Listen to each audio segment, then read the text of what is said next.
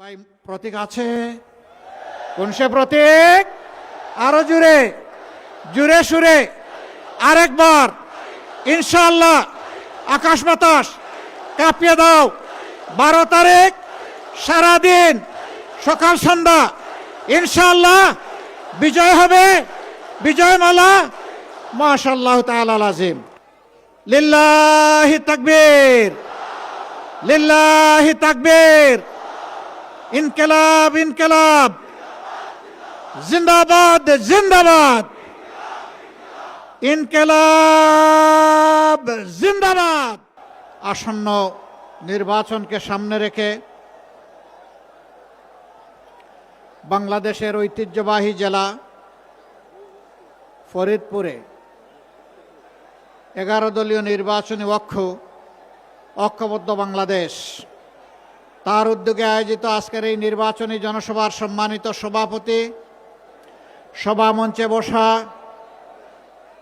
11 দলের বন্ধু সংগঠনের সম্মানিত নেতৃবৃন্দ, শহীদ পরিবারের গর্বিত সদস্যবৃন্দ, 71-এর রণাঙ্গনের মুক্তিযুদ্ধ এবং তাদের পরিবারের সদস্যবৃন্দ, 24-এর বিপ্লবের জুলাই যোদ্ধাবৃন্দ,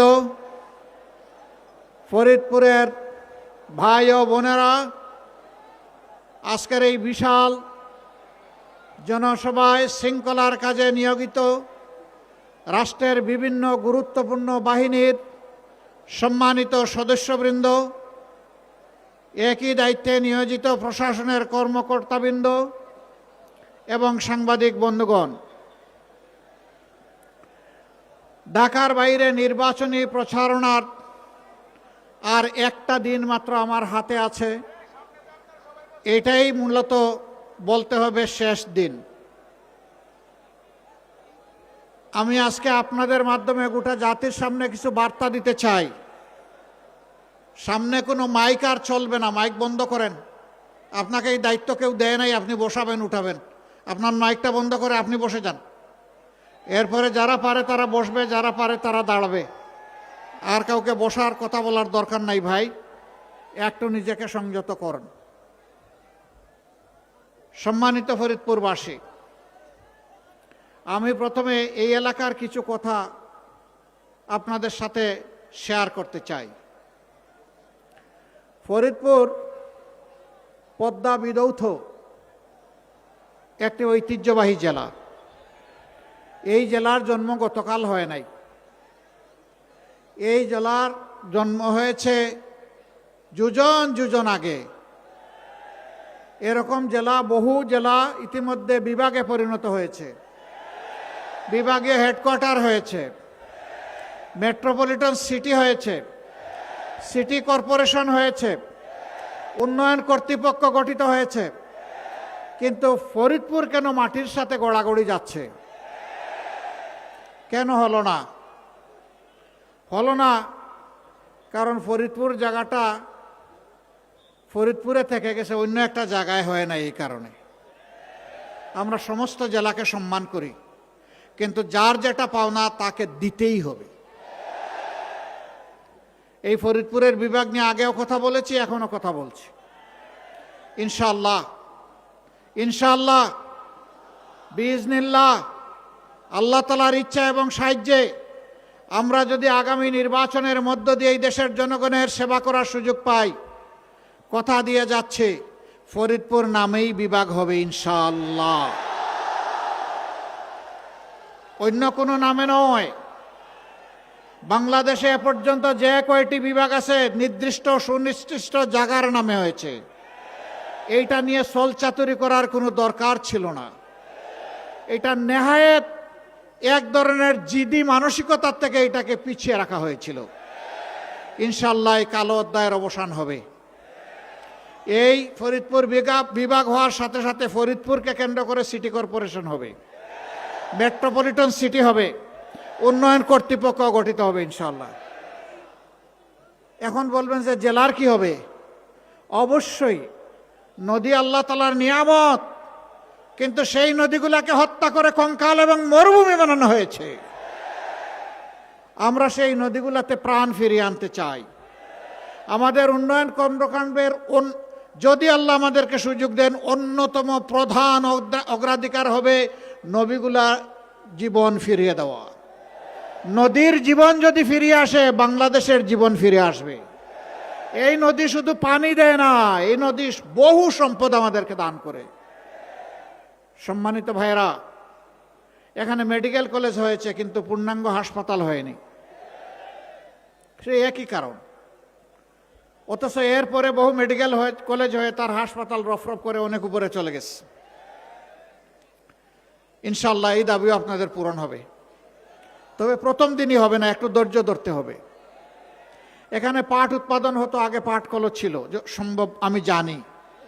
এখন বোধহয় সেই পাটকল কুড়িয়ে কুড়িয়ে চলছে অথবা বন্ধ হয়ে গেছে। না, আমরা জাতির যুবকদের হাতে বেকার ভাতা দিতে চাই না, আমরা জাতির যুবকদের হাতে সম্মানের কাজ তুলে দিতে চাই। কাজ যদি তুলে দিতে হয় তাইলে মিল ফ্যাক্টরি ইন্ডাস্ট্রি বন্ধ করলে হবে? বন্ধগুলো চালু করতে হবে, নতুন নতুন মিল ফ্যাক্টরি ইন্ডাস্ট্রি গড়ে তুলতে হবে। যেখানে কৃষি পণ্যের সম্ভাবনা বেশি উৎপাদন হওয়ার, সেখানে ইনশাল্লাহ কৃষিভিত্তিক ইন্ডাস্ট্রি গড়ে তোলা হবে।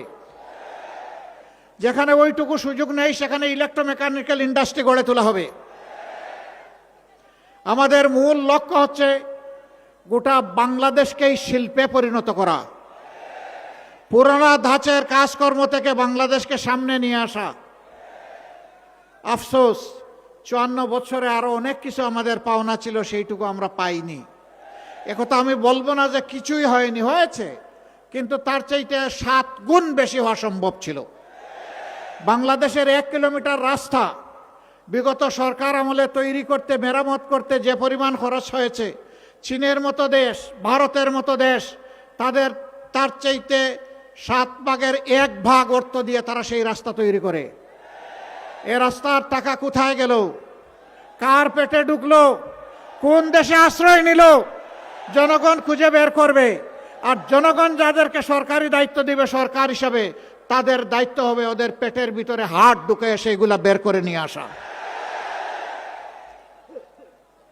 এই টাকাগুলো সাধারণ জনগণের টাকা, 18 কোটি মানুষের টাকা, আজকে জন্ম নেওয়া শিশুর টাকা, রাস্তার পাশে দাঁড়িয়ে যে ভাই কিংবা বোন ভিক্ষা করে তারও টাকা। এরা সকলের টাকা মেরে এগুলা বিদেশে পাচার করেছে। আল্লাহ আমাদেরকে সাহায্য করলে, শক্তি দিলে, যেভাবে বলছি সেভাবেই ফিরিয়ে আনবো ইনশাআল্লাহ। এই টাকা এনে কোনো নেতা নেত্রীর পকেটে ঢুকবে না, এই টাকা যাবে রাষ্ট্রীয় তহবিলে। সেই তহবিল থেকে ইনসাফ ভিত্তিক যেই এলাকা যত পাওনা থেকে বঞ্চিত হয়েছে, আগে ওইটা দিয়ে উন্নয়ন শুরু হবে ইনশাআল্লাহ। কোনো মামু খালুর কোনো টেলিফোন আমরা পরোয়া করব না, কোনো নেতা নেত্রীর মুখও দেখব না। কোথায় প্রধানমন্ত্রীর বাড়ি আর কোথায় প্রেসিডেন্টের বাড়ি, এটা আমাদের বিবেচ্য বিষয় হবে না। আমাদের বিবেচ্য বিষয় হবে ইনসাফের ভিত্তিতে বাংলাদেশকে সাজানো। ইনশাআল্লাহ তাআলা লাজিম কথা দিয়ে যাচ্ছি, ফরিদপুরের প্রতি আমরা বেইনসাফি করব না। আপনারা শুধু আমাদের জন্য দোয়া করবেন। অতীতে যেমন ওয়াদা পালনের চেষ্টা আমরা করেছি, যেমন জনগণের সুখে এবং দুঃখে পাশে থাকার চেষ্টা করেছি, আল্লাহ বাঁচিয়ে রাখলে আগামী দিনগুলোতেও যেন সেইভাবে দায়িত্ব পালন করতে পারি। প্রিয় ভাইয়েরা, এখানে জেলা আমির বলেছেন, আমার বন্ধু সংগঠন বিএনপির প্রধান তিনি কিছু কথা এখানে বলে গিয়েছেন। আমি আপনাদেরকে সুসংবাদ দিচ্ছি, আজন্ম আমি আল্লাহর কাছে ক্ষমা চাই, আর আজন্ম যারা আমাকে কষ্ট দেয় আমি তাদেরকে মাফ করে দেই। আপনাদেরকে সাক্ষী রেখে আমি সবাইকে মাফ করে দিলাম। যারাই আমার চরিত্রের উপর আঘাত এনেছেন, আল্লাহ তাআলা তাদেরকে ক্ষমা করে দিন। আমি যেহেতু ক্ষমা করে দিচ্ছি, আমি আশা করি আমার আল্লাহ তাদেরকে ক্ষমা করে দেবেন। আমি আল্লাহর ক্ষমা পাইতে চাই।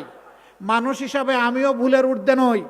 আমি ভুল করলে আমি যেমন প্রত্যাশা করি যে আমার একজন ভাই কিংবা বোন আমাকে ক্ষমা করবে, স্বাভাবিকভাবে আমারও দায়িত্ব হয়ে যায় আমার প্রতি কেউ অবিচার করলে তাকেও ক্ষমা করে দেওয়া।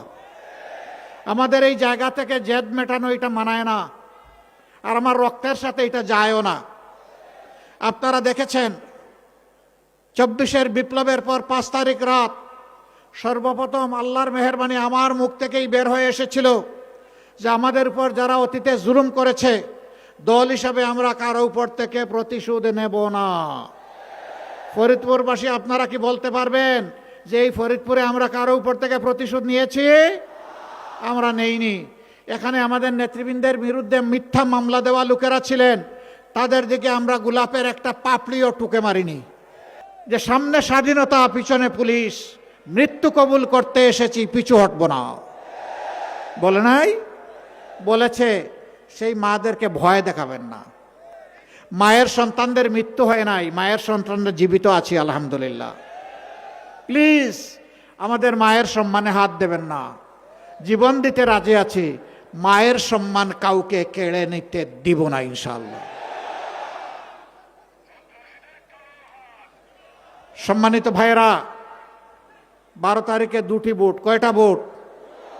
একটা গণভোট। গণভোটে কি বলবেন? কি বলবেন?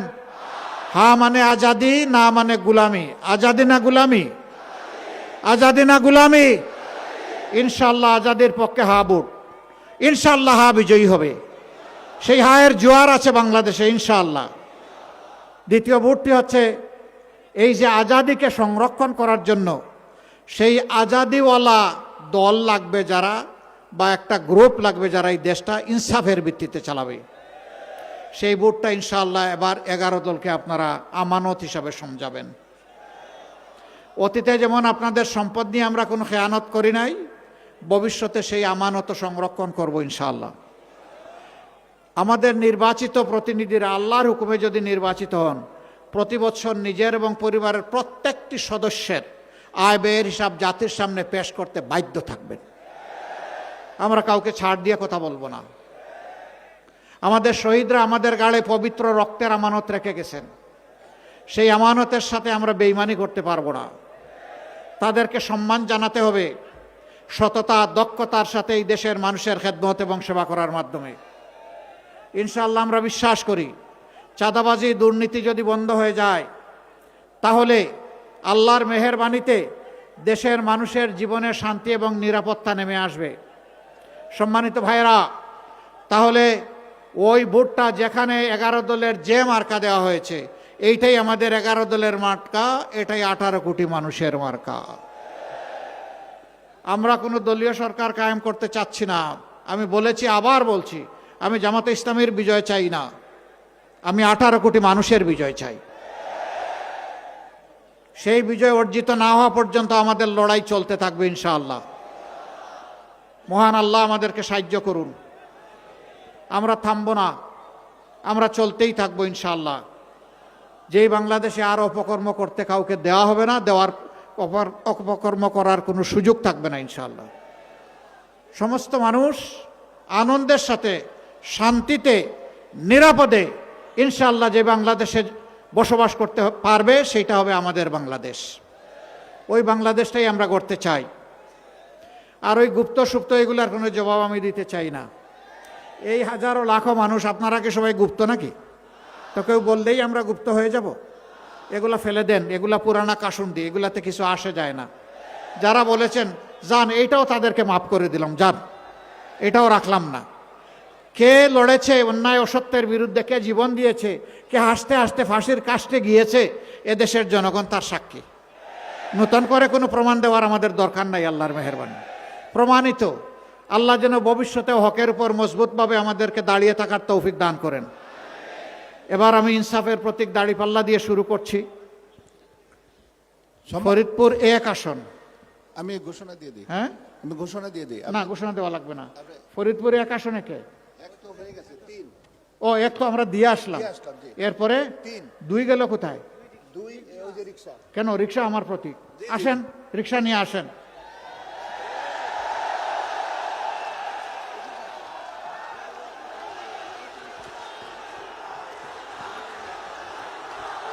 আল্লামা আকরাম আলী।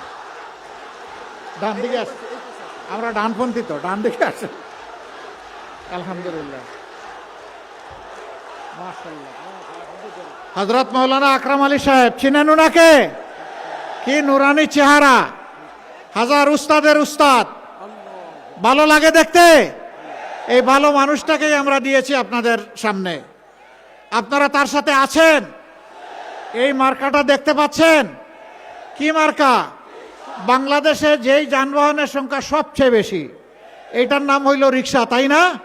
এই রিক্সাটা আমরা ওনার হাতে তুলে দিলাম। আল্লাহ তাআলা এর মাঝে বারাকা নাজিল করুন। আল্লাহ তাআলা তাকে পূর্ণ সফলতা দিন। এই আলিম যেন সংসদে দাঁড়িয়ে বলতে পারেন, বাংলাদেশে আর কোনো আলিমকে অপদস্থ করতে দেওয়া হবে না। ইসলামকে উচ্চকিত করে ধরার জন্য তিনি যেন কণ্ঠ ঝেড়ে মেলে কথা বলতে পারেন, মানবতার পক্ষে কথা বলতে পারেন। আল্লাহ তাকে তৌফিক দান করুন। এরপরে 4, ফরিদপুর 4, 3, জি 3 আসেন, আসেন। সদরের আসন, তাই না? মাশাআল্লাহ তাআলা আজিম। অধ্যক্ষ না? আমি তো অধ্যক্ষ জানি, আমি অধ্যক্ষ জানি, আপনারা প্রফেসর জানেন। ধরেন, শক্ত করে ধরেন, আস্তে ধরলে হবে না, জাতির ভার বহন করতে হবে। মার্কা আছে? কোন সে মার্কা? কোন সে মার্কা? আবার স্লোগান হবে ইনশাআল্লাহ। এ বিজয় ছিনিয়ে আনা পর্যন্ত প্রত্যেকটি আসনে, রিক্সা হোক আর পাল্লা হোক, সব মিলে আমরা 4 আসনে আমরা সমান তালে লড়ে যাব ইনশাআল্লাহ, ইনশাআল্লাহ। এরপরে ফরিদপুর 4,